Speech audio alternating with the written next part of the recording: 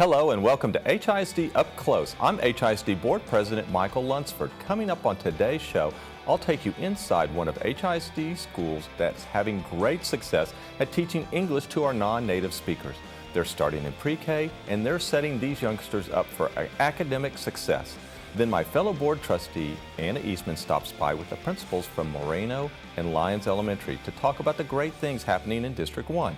And finally, HISD provides a wide variety of services to support our students. We'll learn more about them today on HISD Up Close. And it begins right now.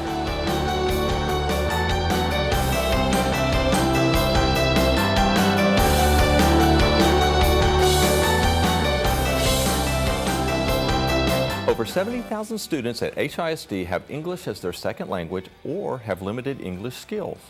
While teaching English to non-native speakers can be difficult, several programs in HISD are having success. One such program exists at the Gabriel Mistral Early Childhood Center. They partnered with Rice University to create an oral language and literacy lab on their campus. Recently, I stopped by to see firsthand how the program is working. We're here with Lori Espinoza. She's the teacher in the classroom here at Gabriel Mistral.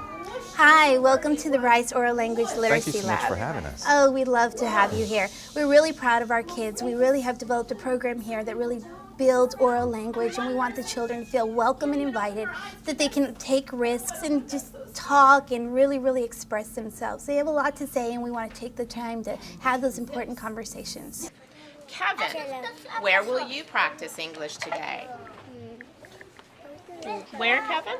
Blue. In the blue zone. For a majority of them, English is not their first language. So for them to come and take those risks and say, hey, I'm going to try to speak English, I mean, it's astounding. So they're the real stars of this classroom. Maybe you can tell us what she's doing. Absolutely. We try to read those classic stories. Right now we're in the middle of Jack and the Beanstalk. Those are important stories for them to know because those story elements are very clear. It teaches them characterization, teaches them plot and summary. There's a clear problem and resolution. So what she's doing is she's pointing out different things. She tries to get the children to understand, not just with the words, but through their actions and gestures, what those words are really meaning. And when possible, she gets the children to also engage in the story and so act it out. they truly comprehend the word, Precisely. not just be able to say the word. Precisely. And then a lot of times, you know, some of the children, they'll tell us those words right back in Spanish because the majority of our children are bilingual with Spanish. And we just recast those words in English.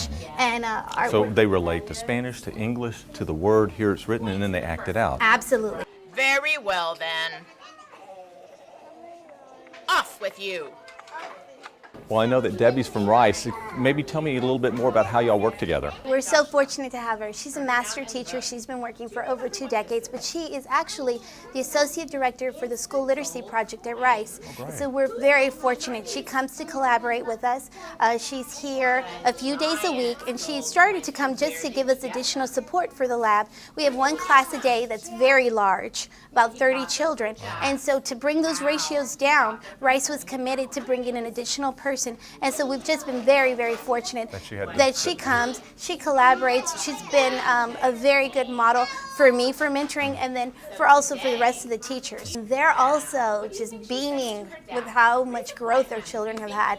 And so it's a huge collaboration that we're really proud of. And like I said, the children are the ones doing all the real work, and so we're really proud of them. I know this is an oral lab, but I've heard that you're getting really good responses in the written side also. And again, that's all the work of the teachers and of the children. We have a really strong, balanced literacy program here on our campus, so we benefit from that. The teachers work really hard on making sure the children have all those skills, so when they come here, they naturally are excited to keep carrying those same things over. So you'll see lots of print all over the room. Is this a program that we could scale up to all of HISD where it's needed? I see the value in this, and actually my daughter who's at Harriet is in the dual language program, and so I can see that if you don't have the vocabulary in a second language or in your first language, but if you don't have the vocabulary, there's no way you're going to be able to read. So that's why it's so important for us to take the time to make sure that all these children have all that comprehension that we can, and they know that the meaningful conversations we have in this classroom are things they can do everywhere, and that they're important and they have things to say. I just think this is a fabulous program. Oh, we love it. We're really fortunate to have it, and we've seen, like you said, a lot of very tangible growth in the children's language. Joining me now to talk more about the Rice Oral Language and Learning Lab at Gabriel Mistral is Principal Laura Alaniz, Teacher Lori Espinoza, and Deborah Paz from Rice University's School Literacy and Culture Project. Thank you, ladies, for coming today. Deborah, I'd like to start with you. How did you get involved with Gabriel Mistral? Well, at the School Literacy and Culture Project, we've been working with teachers over the last 20 years in Houston, trying to develop teacher leaders on different campuses and all different kinds of settings in Houston. And we've actually been with Mistral for the last 7 years. We've done things like teacher workshops, parent workshops. We've done mentoring of some of the teachers. We've done some long-term staff development. So this was kind of our latest collaboration, and we're just so excited to be part of the Oral Language Lab. Now, I know the oral language development, maybe you can tell us a little bit more about why it's important, especially with the children who don't speak English. Well, it's been described that oral language is the engine for thinking and learning. It's the basis for everything they'll do in school later on. So especially for these second language learners, they're faced with a situation in school where instructions being done in a language they may not understand. So what we're doing with these children in English would work equally well in other settings. It would work in a bilingual setting, it could work in a dual language setting, if it were anywhere where oral language is a goal for children. Now, I know that storytelling in the literature is an important part because I was there. Can you maybe elaborate, tell me why? Well, there's certain stories and nursery rhymes that we just feel like all children should know. It's part of their cultural literacy. They should know the story of the three bears. They should know all the nursery rhymes, and we put them everywhere in our room. We have places where they can act out those stories. We have places where they can retell those stories with props. We even have them in the block center. They can use the little story book figures so that they can retell, and they kind of internalize that story after a while. They hear it over and over again in so many different ways that we like for that to kind of be part of the child. And as far as the stories, we take stories from the children. That's kind of our signature program at the School Literacy and Culture Project. And that's what we do. We let children tell us their stories, we write them down, and then we dramatize them. So giving them a voice in the lab is also very important to us. They have something important to say, and we're willing to listen to it. Laura, how have the other teachers responded to this? Because I know this was set up in a lab setting. I think we would all agree that the teachers are responding favorably.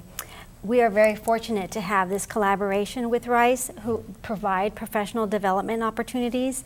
And in fact, over half of the teachers on the staff chose as their individual professional development plan to deepen their knowledge in Rice storytelling and dictation. So that speaks to their dedication and their willingness to continue to learn. What about the parents? How have they responded? It's been so interesting because regardless of the program, whether it be ESL or bilingual or English, the comments are the same. It's the increase in verbal expression, that the children have remarkable difference from the beginning of the year to now, that they're sharing experiences with them, that they're confident in their speech and in what they say. And you've seen that, I guess that's the results that you've seen, is the responses from the parents, the response from the children? Absolutely. I mean, the results that we've seen is an explosion in writing, and in their conversation, I can hear the sentence stems that we practice so much, and so it's throughout the building. Lori, I know that this class serves as the Ancillary Program. Can maybe tell us how that works? Yes, just like in a traditional school where children get to visit PE in the library and such, my classroom serves as one of those ancillary programs, and they come to us one full week, 45 minutes a day, so we get to build each day on what we've done the previous day. Great. Now, I've been there and I've seen the interaction. I find it amazing. You were at storytelling time where they're actually acting out. Maybe you can tell us a little bit about what you're trying to do in that process, because I find it amazing myself. Oh, it's super exciting. We were doing Jack and the Beanstalk, and what happened was the week before, while they were in Ancillary in the library, she read the book. So the bilingual children were hearing it in Spanish. The English and the English as a second language learners were also hearing the book for the first time. So when they came to our classroom, the second time they're being exposed to that book, the bilingual children could go even deeper in their learning and really tackle the dialogue and really dramatize it even further. And the English speakers were completely all over the props, and they just were making the story their own. Right, I saw them with their costumes on and costumes climbing, and so climbing. there's all kinds of concepts and words that maybe they don't hear at home, but now when they begin to read, that's the whole concept. Absolutely, and their comprehension goes even deeper because they're acting out the story, so those words in English are becoming part of their vernacular. Oh, great. Now, how have you benefited from doing this? Well, if you saw Debbie Paz, I mean, she's an amazing teacher. She's been a master teacher for over 2 decades. And so I get to have her in the classroom. We've done a lot of collaborating and making sure that the lesson plans we have. Now, y'all worked together before, though. Y'all have done literary programs, and then, so you kind of had a working relationship that you said. We absolutely have. I've been involved with Rice SLC for a number of years, and so Debbie has helped me to become a stronger mentor. We've also worked together in the Writers in the School and the SLC. Creative writing in the summer program. We've done that together. We co-teach, so. Yeah. So, but another benefit of that is just she's a phenomenal listener. And so just her having these meaningful conversations with children and just telling the children, here I am, what you have to say is important, you can take that risk, and making them feel at home. She's been a wonderful mentor to me as well, and just making sure that I take that time and have the patience to have those conversations. Now, how did y'all come up with it? Well, Miss Alanis came and observed me last year, and I was dramatized. The children were doing an adult dramatization of a book, and she just saw how engaged the children were. Everyone was 100% interested in what we were doing, and the children were deepening their understanding of the book, and she just said, hey, there's something to that. She came back and observed a second time, and this time one of the children had actually written the story, and we were dramatizing it, and so she was just amazed at how it was going, how everyone was engaged in the quality of the story the child had written. And so we talked more about that, and she noticed my classroom environment and all the different things I had. Storytelling baskets so children could retell stories. The Dramatic Play Center was somewhere where children were solving problems and having conversations. And she said, hey, tell me more about that. And she learned more about the Rice School Literacy Culture Project.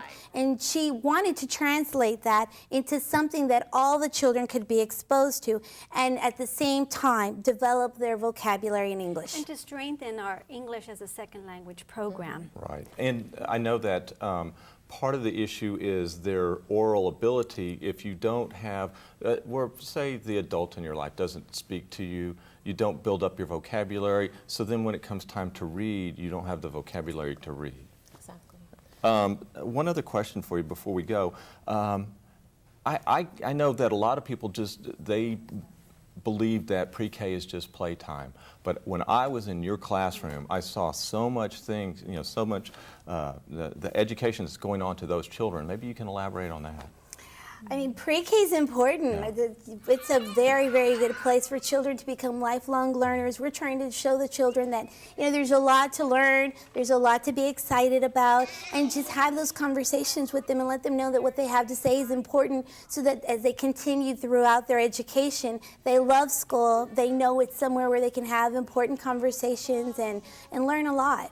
I know the role playing was really interesting. Definitely. If people could see how they come to us and how they leave us, and they would see such a difference in the children, there'd be no question as to whether or not it should be funded for all children. Because I know that just in talking to y'all that there will be a child who comes in who doesn't speak much at all, but by the time they leave, it's just natural. They're speaking. They're very comfortable in talking to people. So. Absolutely, and we were just commenting on that earlier today. The beginning of the year, the children are really, really quiet, and we're reading these books that are, almost toddler books with really, really predictable text. And now, this week, we read 3 good pieces of good literature, and the children were completely engaged in all of it, and they understood everything we were reading. So we're really excited. That's great. To me, it sounds like something we need to figure out how we can expand it throughout the district. It's a really exciting project. I appreciate you ladies coming today. Thank you so much. Thank you. Thank you. Coming up, fellow board member Anna Eastman joins me to talk about some of the exciting things happening in District 1. Don't go away. HISD Up Close will be right back.